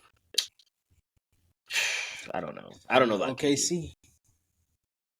Matter of fact, send all of them home. Tell them go back to where they came from and just end it there. Send Steph to Charlotte. I don't know. Look, I don't know. Like Cass said, send them to where? What are you thinking, Cass? I don't see them. I don't know where they would go. The only one out of those 3 I would say is Kevin Durant, based off the history, but I don't know where he goes at this point. But the Suns got to do something, and you can only trade only like 3 players are trade eligible. You know what I mean? And then you don't want to get rid of. Book is 27. He still has. I guess you could say he has room to grow. I don't know, but Book has a lot to prove too. But I don't think you trade him. So you trade the 35-year-old. But where? I think the team that another team that wanted him from Brooklyn. It remains to be seen how their season is going to go. But you got to throw the Celtics in there. I think you have to if they don't make the finals or if they don't win the finals, then I don't see any way that you can go into next season if they don't at least make it to the final. If they don't make it to the finals, for sure, zero way that you can go into next season with Jaylen Brown in my opinion. Like that ship is sailed. No, not him, but somebody. So what about Dallas? No, he's gone. Dallas. I'm thinking more getting them out of the conference. Like I don't see them, and then I'm thinking getting them out of the conference, but also finding a player that can help. Dallas doesn't really have anybody. Unless Kyrie is coming back, in that trade, which doesn't seem like they would trade Kyrie at this, given how things are going right now. But that's why I'm thinking more Celtics. I think the Cavs, I mean, they have to be in consideration for obviously Kevin Durant, not Steph, but like Kevin Durant or LeBron, just because once again they're in a position that if they lose, to the Magic or just lose in general in the playoffs, they have assets to get somebody, whether that is to pair with Donovan Mitchell or, if you do get a KD, obviously Garland has been the topic of conversation over the past couple of days, especially with his lack of aggressiveness in the playoffs. The Suns need a point guard.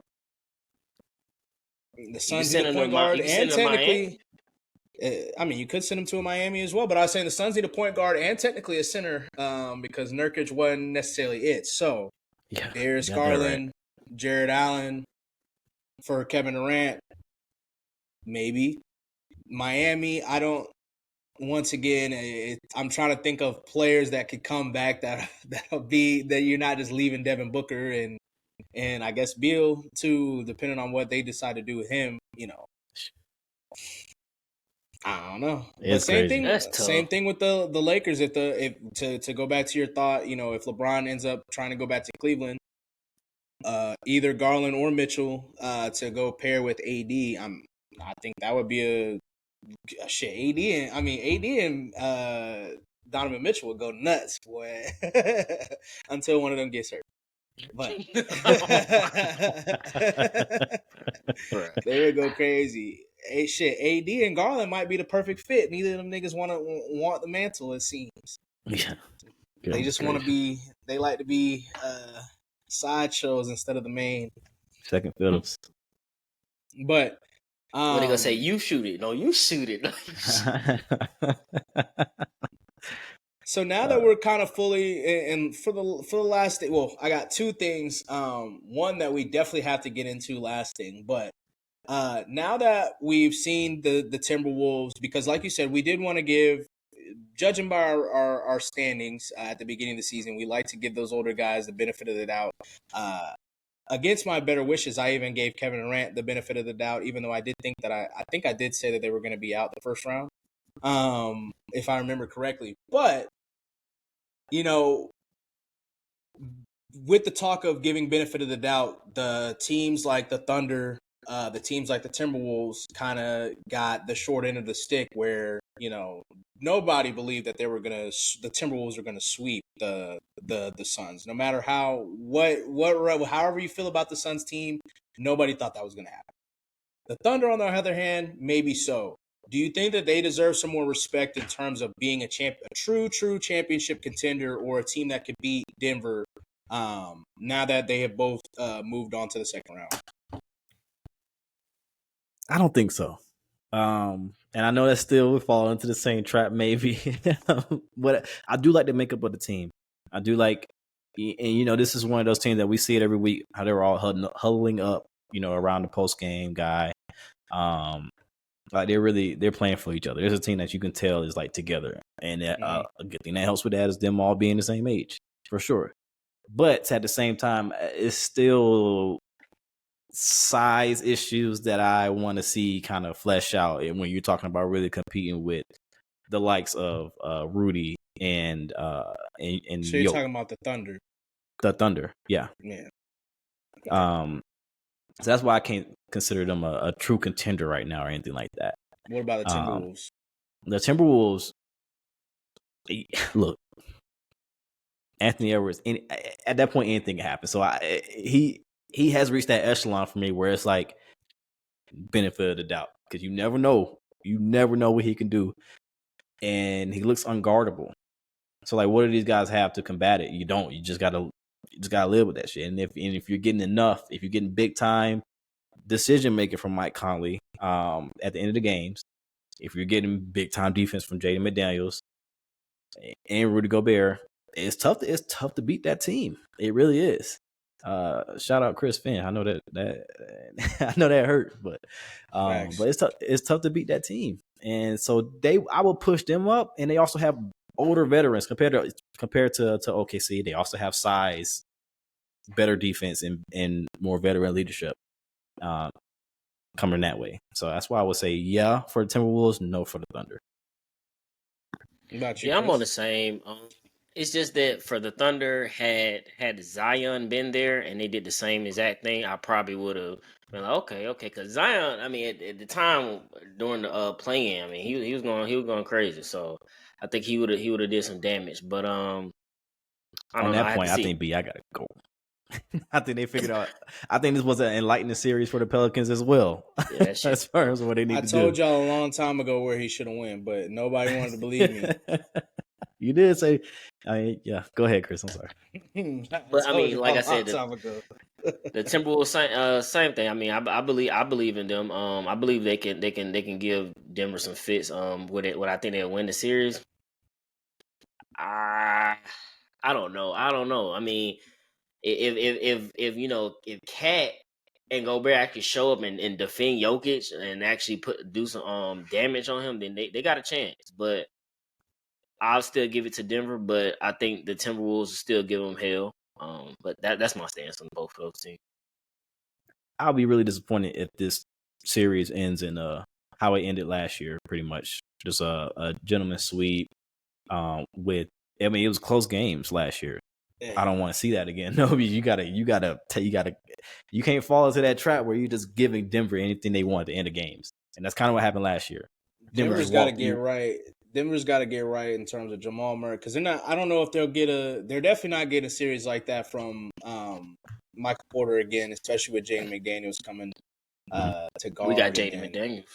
McDaniels. Hey, they Yeah. say Ann is a young prophet, man. That nigga, that nigga He called it. He did call it. called it and predicted it perfectly. But Yeah. I do think both teams deserve some more respect. The Thunder for all the things that obviously the first game was close, the rest of the games were not like at all. Like the rest of the games were they did exactly what a number one seed should do. For all the talk about them being a young team and a team that doesn't have experience, blah blah blah. They're two. I don't want to say leaders, but obviously their best player has some experience in the playoffs in Shea. Jalen Williams has some experience in the playoffs as well as Lou Dort, who was playing crazy defense the entire series. So, I do think that they deserve a little bit more respect. I don't know now if Denver ends up losing to the Timberwolves, which I'm not going to predict right now, but I am leaning heavily towards the Timberwolves probably winning that series in a short series. I'm just going to put that out there. Because I don't think that, once again, you have to be able to play Rudy Gobert off the court. I don't know if they can. I really don't. They don't have, they really don't have any bench depth. Did anybody else notice that it felt like the Lakers and the Nuggets were just playing their starters like the whole game? The whole game. Like, except like the for Nuggets, the Nuggets brought in Reggie. The Nuggets brought in Reggie Jackson. I think a lot of that had to do with just preserving Jamal Murray because of the injury, and then they brought in Christian Brown. Other than that, and he only played like 10 minutes. And KCP, like if that, KCP out there hurting too. Yeah, he hurt his ankle. I think Aaron Gordon pretty much played the whole game. It felt like I'll be surprised if he didn't play over 42 and minutes. They can really hide Rudy Gobert on Aaron Gordon, and if they don't want to keep him on Jokic the entirety of the game. And from there, it's you put Cat on on Jokic, and I mean, do you really? Work. Hey, I'm just saying, I don't know. I don't know if the Nuggets got it. Everybody thinks the Nuggets might be unstoppable. If you think the Lakers are that bad and the series was as close as it was, the Timberwolves might. But back to what I was saying. If the Timberwolves do end up beating the Nuggets, I do think that you really because I don't think that Chet can handle Jokic. I just think he's too light. He's too light in the tail. He might need a year or two for that. And so that's the only reason that I would give him the disadvantage there. But if they see the Timberwolves, I mean, could get kind of interesting for them. And then, we'll obviously see who they end up playing in the second round with the Clippers or the Mavericks. So call it now. Who you think they have a better chance against, Clippers or Mavs? OKC. OKC. I mean, it's got to be the Maverick. I mean, I think they have a better chance against the Clippers, honestly. You got Shea playing his old team. And I once again, even though they did get the 2 wins out, I just don't think the vibes are good in Clipperland. I really don't. I really don't at all. And now it's starting to come to the question, why did Paul George get the short end of the stick, even though he's probably been the most reliable? And you can maybe even make a strong argument that Russ and James Harden are there because of PG more than they are there for Kawhi. Maybe. But, I just don't like the vibes there at all. If we're even talking about a head coach being fired too, vibes. And like I said, I said this months ago, I tried to give Kawhi the benefit of the doubt, but now you've got the 4 of the most unreliable people when it comes to the playoffs. I can't hitch my wagon to them ever. Can't do it. That's fair. I think OKC has a better chance against Mavs over Clippers, though. With the health of Kawhi. But I don't think Kawhi be healthy, so we're talking I don't know what we're talking about. I really don't feel like Kawhi is coming back in this postseason. Probably not. He probably should have just sat out well, I don't know. I don't know what's up with that man. Nobody really knows because they don't do, fully accurate reporting on him, and rightfully so. It's his own, it's his own health. He can decide who and who doesn't know what about what. But sticking with the Clippers before we sign off, we gotta talk a little bit about. We gotta go to the East though. We gotta talk a little bit about what they're calling the best series that they've seen in a long time over there with the Sixers and the Knicks. Do we have to talk about the East? Don't agree with that. Do we have to talk about the East? Obviously they're gonna say it's been the best series because it's the Knicks and it's Philly. Has been a good series. The best series is I wouldn't say it's the best. The best series I'd probably say was the Lakers and Nuggets, honestly. I mean, you get 2 game winners out of it. I mean, what can you really say?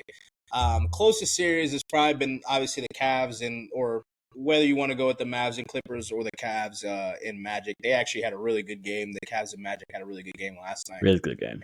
Compared to the rest of the games, the first 2 games are blowouts, third, fourth games are basically blowouts too. So, but Knicks I'm glad that we finally got to see Tyrese Maxey kind of fully break out. He put together an all-time game last night. Obviously with the 76ers coming back with 23 seconds left, down 6 points. Down 6. And then winning in overtime. I mean, that's all you got to say about it. It's hard to talk about him because you don't know what Embiid, and it's really just like Embiid, is he hurt or is he healthy? Oh, he dropped 50. Okay, cool. He's not hurt anymore. And then he comes out next game and he shits the bed the entire second half of the fourth quarter. It's like but I will say Jalen Brunson, all-time, putting together an all-time playoff performance in the first round. And for some of the hesitation and how he would be with the New York Knicks, he's proven everybody wrong plus more. And then, like I said, the breakout of Tyrese Maxey. Not too much to talk about with the Cavs and Magic outside of Darius Garland. I mean,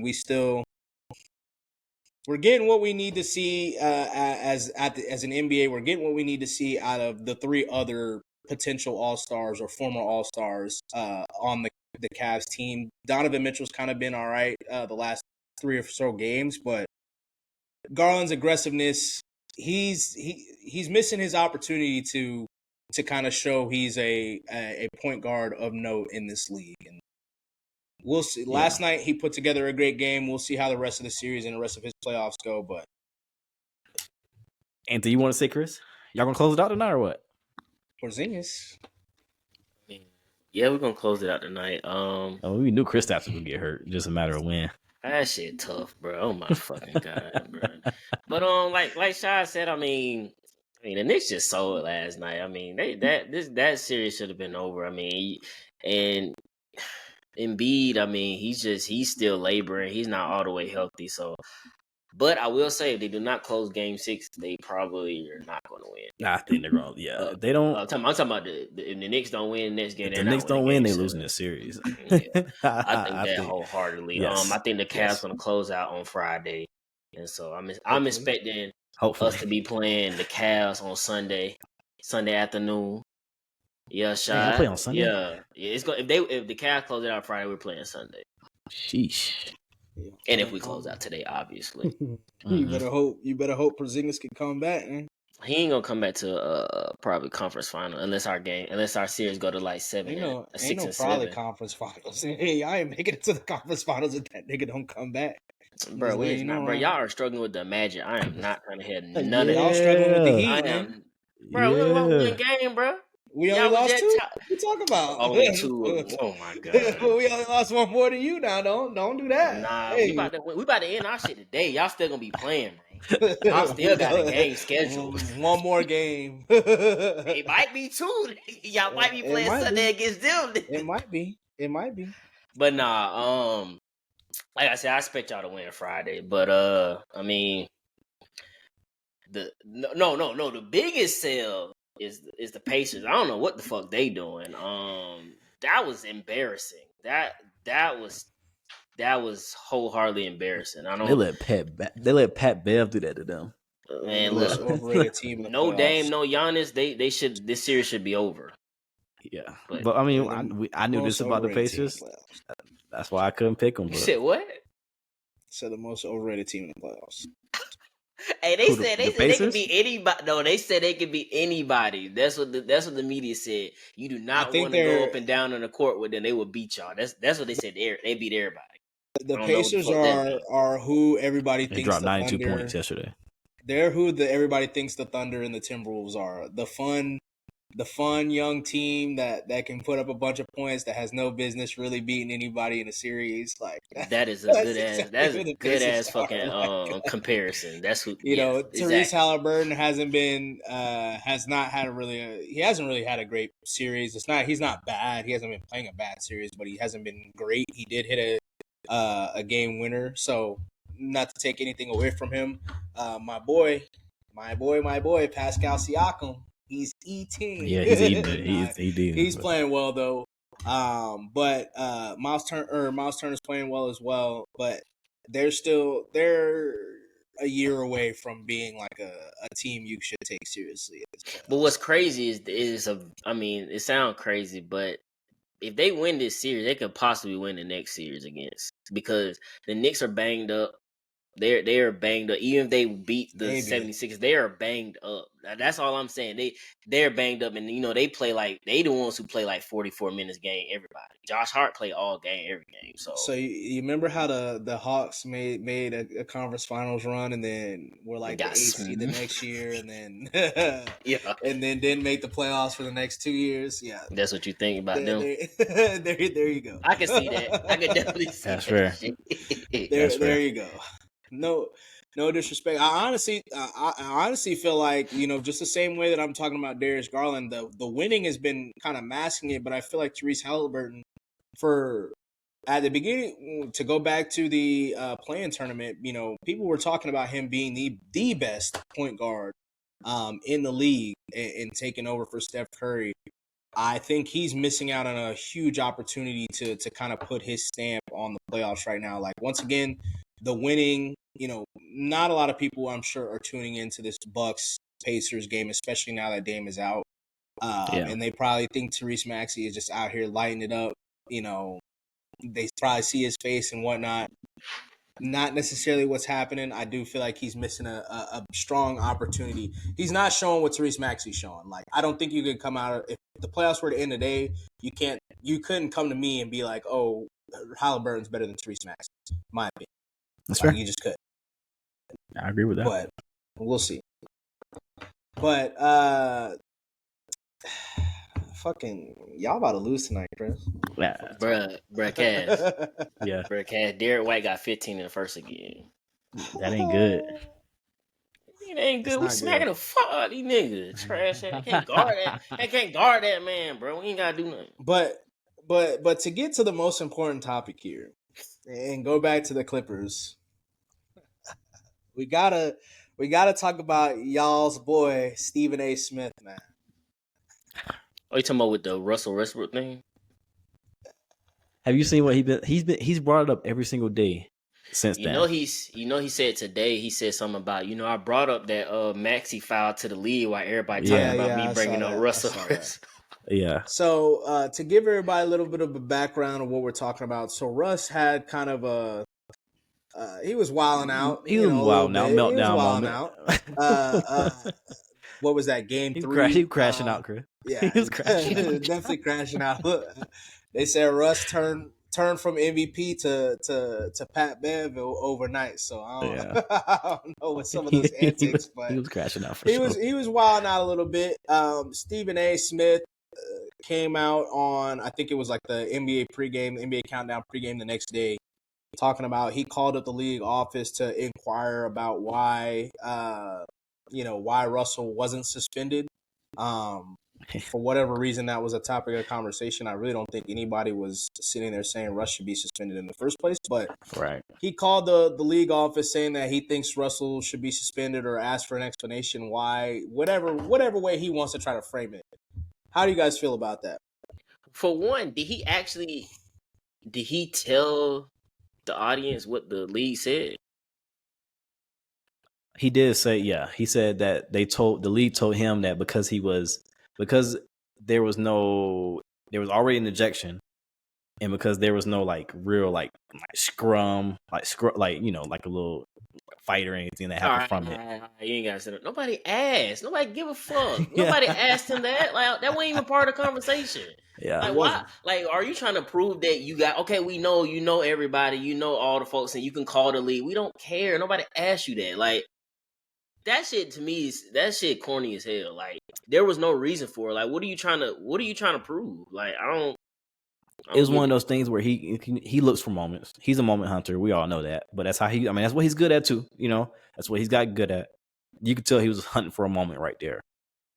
And you can kind of tell he didn't mean he wasn't trying he regrets saying that. As much as he's trying to like back it up and like double down on it, he does regret saying it. He like, definitely that regrets saying sound kind of crazy. Exactly.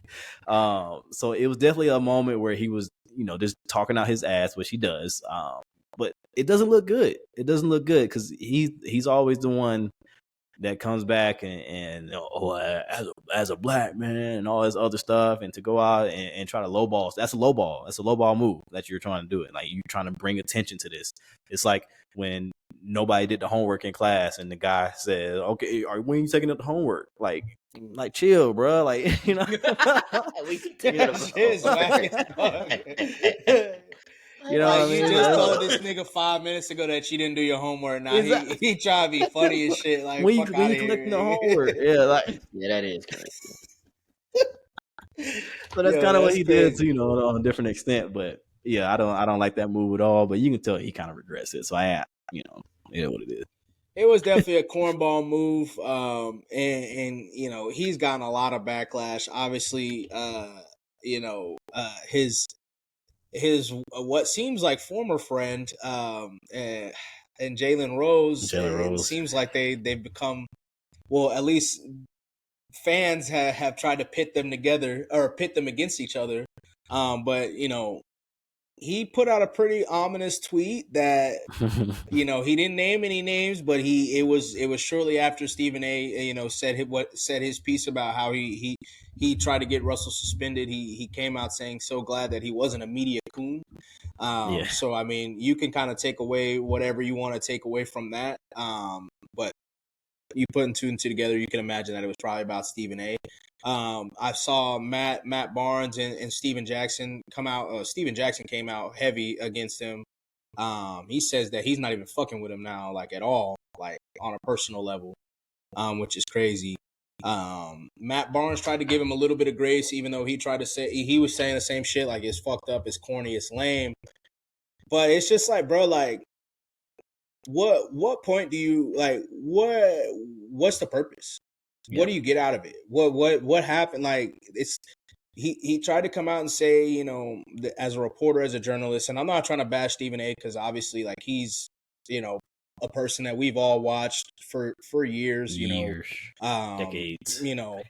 Everybody is, I'm sure, in some way, shape, or form, and even if you're podcasting or doing whatever, reporting on sports, you have some type of, especially as a Black person, you have some type of Stephen A. influence in terms of how you see things or whatever the case may be. But what are you gaining out of it? Like, what is there really? Who does that benefit? Who does that benefit? It doesn't benefit the Clippers. It doesn't benefit the league office that now all of a sudden people feel like reporters can just call up and be like, oh, XYZ should be suspended, and they oblige. So it doesn't benefit them. It damn sure clearly doesn't benefit Russ at all, because why would what I'm pretty sure if you get suspended in the league, you lose a game check as well. So that's money loss, and you get suspended in a playoff in a crucial moment with your best player also out.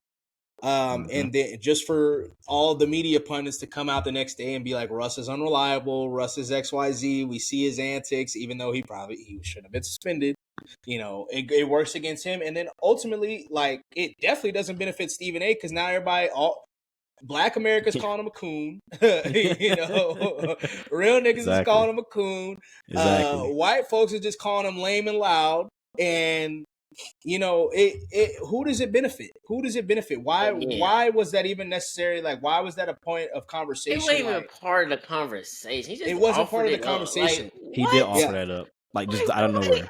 Nobody said nothing about the Russell situation. Nobody talking about the situation because it wasn't deep. It wasn't that serious. It really wasn't. We done seen 10 times worse from everybody else before. So what are you talking? If it doesn't bother you if it doesn't bother you like you say it doesn't, then why are you coming out and offering so many explanations? Like every single day this week, he's offered an explanation. It's on First Take.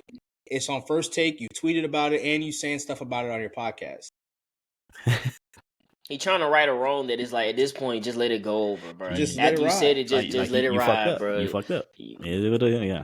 And maybe you should have came on the air and say, you know what, those maybe shouldn't have been the words I said, and then left instead of doubling down, tripling down, and then trying to compare. Oh, I did call the league like that was corny as hell. I called the league office about that, but everybody want to get on Russ because you try to get somebody suspended who's not. He's not known as a violent person or some Draymond Green shit, unfortunately. Exactly. He ain't doing that. Asking the league about a call from the refs is totally different from asking about a player like getting ejected. And why are we not suspending him? Yeah.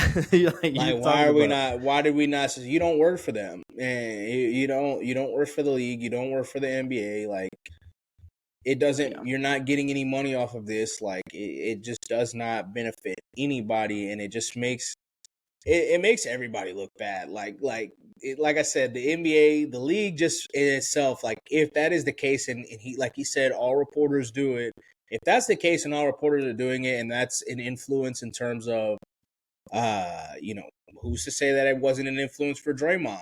You got to start thinking back to some things and how Draymond has come out and, been defensive, because he got very defensive, especially this past suspension, because, Nurkic came out and said, I hope that brother gets some help or whatever. KD said that he don't know what's up with him and all this stuff. And he got really defensive about it. So you can only imagine, what else he's hearing in the back end talking about, Stephen A. or Chris Broussard or Skip Bayless went and on your behalf and asked why you weren't suspended or why you were suspended 8 games instead of 20 games, like bullshit. That's bullshit.